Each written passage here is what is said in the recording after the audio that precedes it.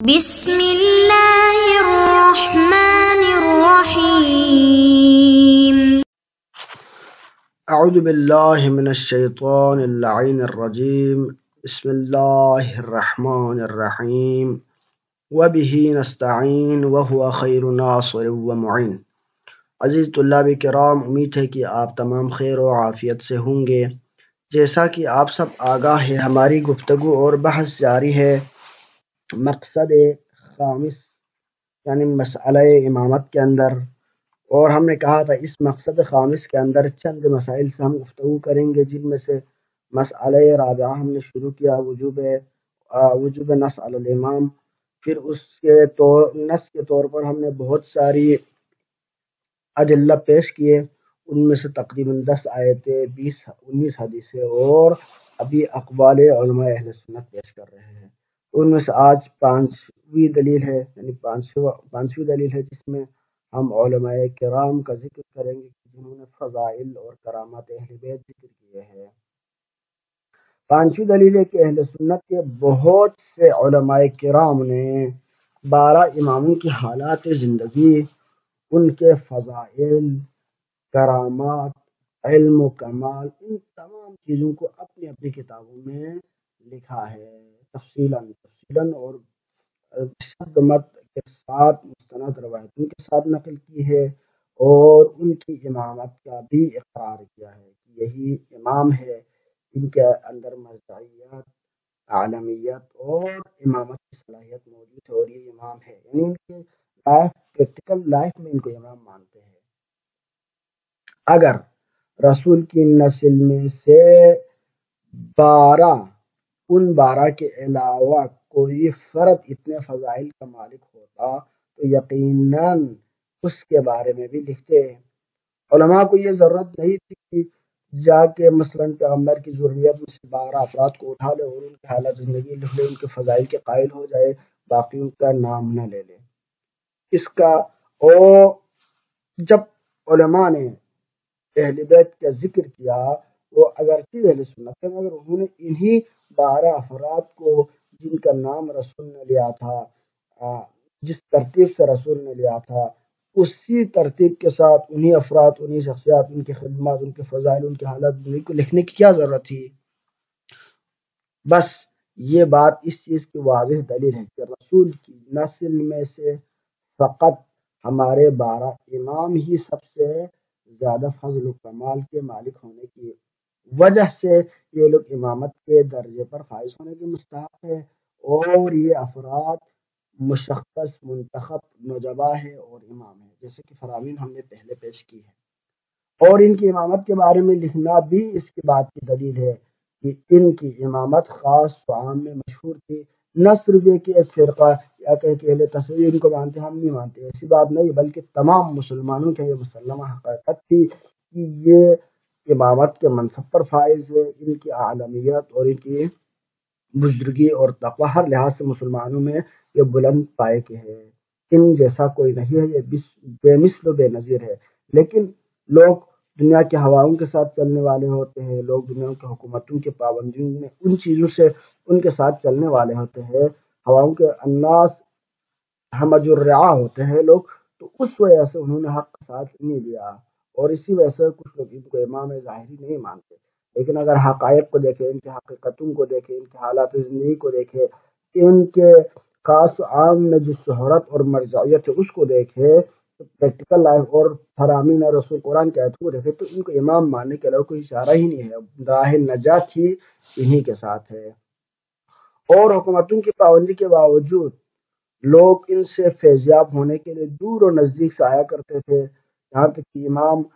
یہ جو ائمہ اربعہ ہے، اپنے برادران نے اہل سنت کے، وہ ائمہ اربعہ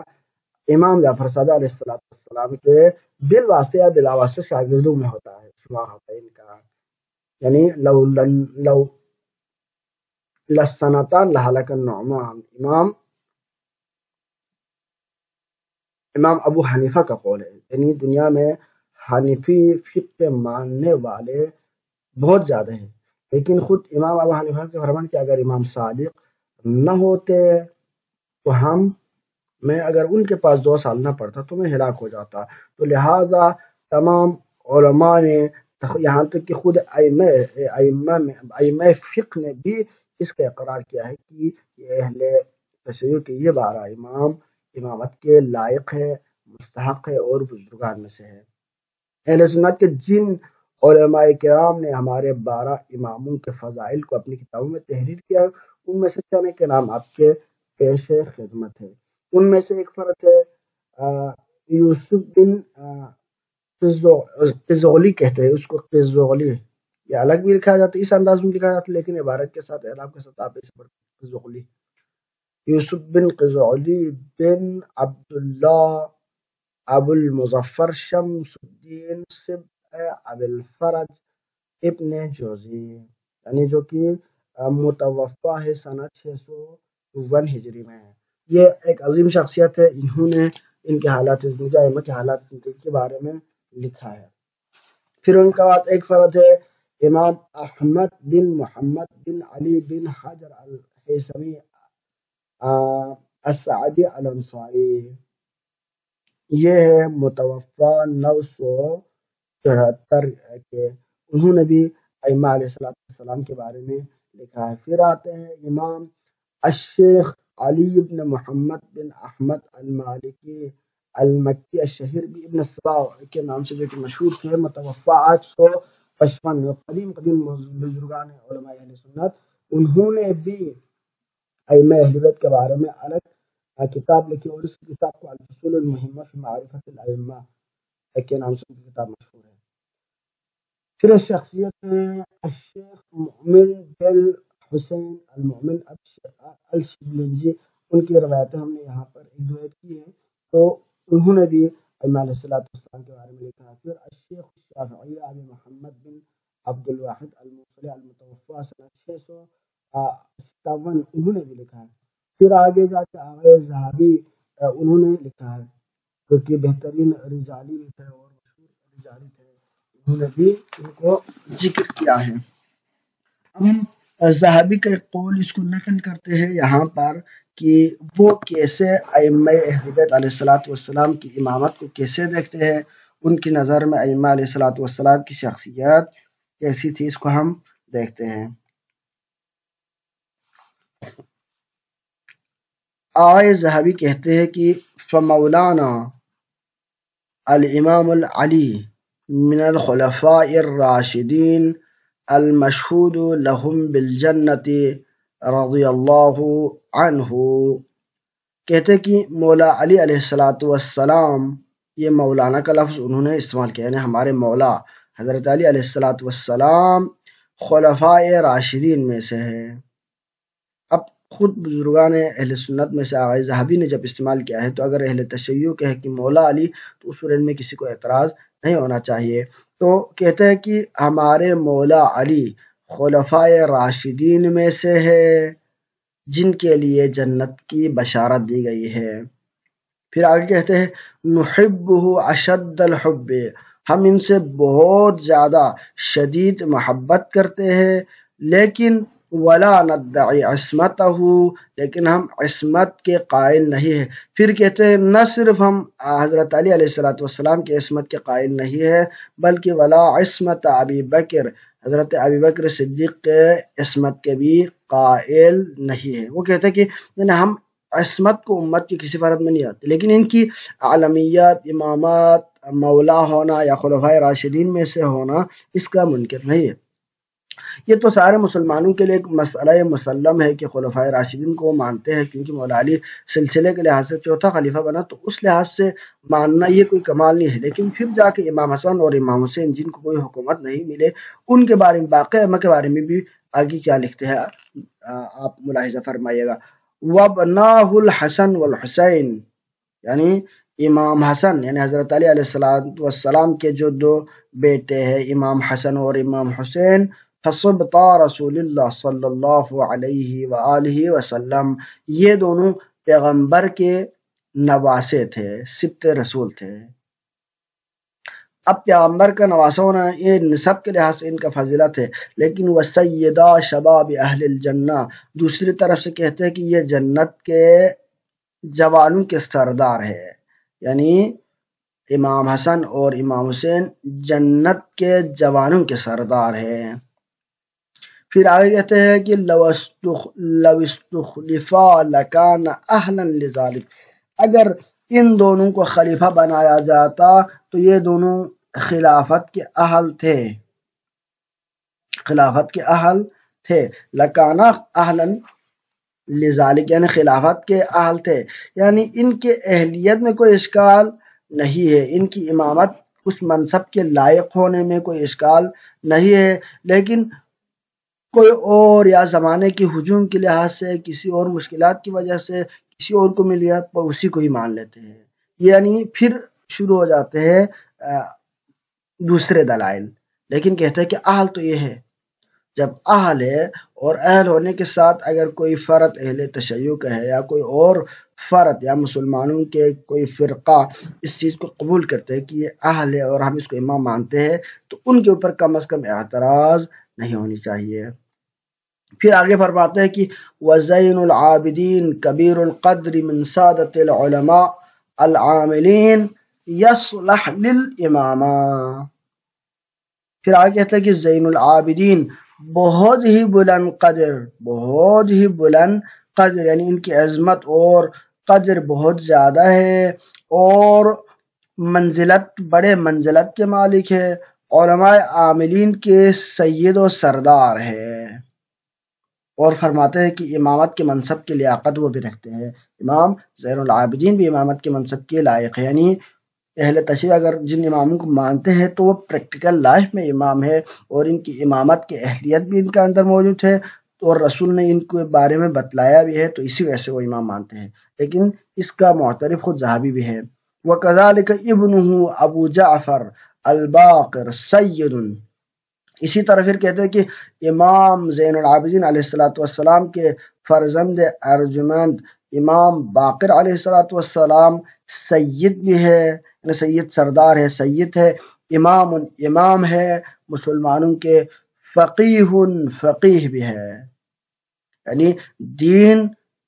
یہی لوگ سمجھتے ہیں۔ یصلح للخلافتی، یہ خلافت کے اہل بھی ہے، یعنی امام جن کی اہل تشیع امامت کے دعویٰ ہے ان کے اہلیت امامت منصب امامت کے خلافت کے حقدار ہونے کے وہ لوگ خود قائل ہے۔ وَكَذَلِكَ وَلَدُهُ، پھر کہتے ہیں کہ اسی طرح ان کے ولد، ان کے بیٹے جعفر ابن صادق، امام جعفر صادق علیہ السلام، جعفر الصادق، ولدہ جعفر الصادق آنا چاہیے تھا، جعفر ابن صادق نہیں ہے، تو ولدہ جعفر الصادق، امام جعفر الصادق کبیر الشأن من ائمة العلم کان اولا بالامر من ابی جعفر منصور، کہتے ہیں کہ یہ امام جعفر صادق علیہ السلام ان کی منزلت اور ائمہ علم میں سے، علم رکھنے والوں میں سے ان کا منزلت بہت بلند تھا، یعنی اہل علم کے پاس اہل علم بھی ان کی امامت کے قائل تھے۔ کان اولا بالامر من ابی جعفر المنصور، یہ منصور سے بھی زیادہ خلافت کے منصب کا زیادہ حقدار تھا، لیکن دنیا نے حقدار کو حق نہیں دیا، چھین لیا، اور غیر حقدار لوگ اس پر حکومت کرتے رہے۔ وکان ولدہ موسیٰ کبیر، اور ان کے بیٹے حضرت موسیٰ بھی کبیر القدر جید العلم، ان کے قدر بھی منزلت بھی بلند تھی، وہ بڑے پائے کے جید العلم بھی تھے، اولا بالخلافت من ہارون، اور ہارون سے بھی زیادہ خلافت کے حقدار تھے۔ وَلَهُ نَظَرَاءٌ فِي الشَّرَفِ وَالْفَضْلِ، اور آپ علیہ السلام کے عظمت اور جلالت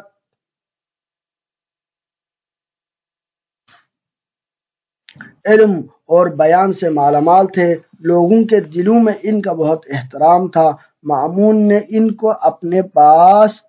بلا لیا تھا۔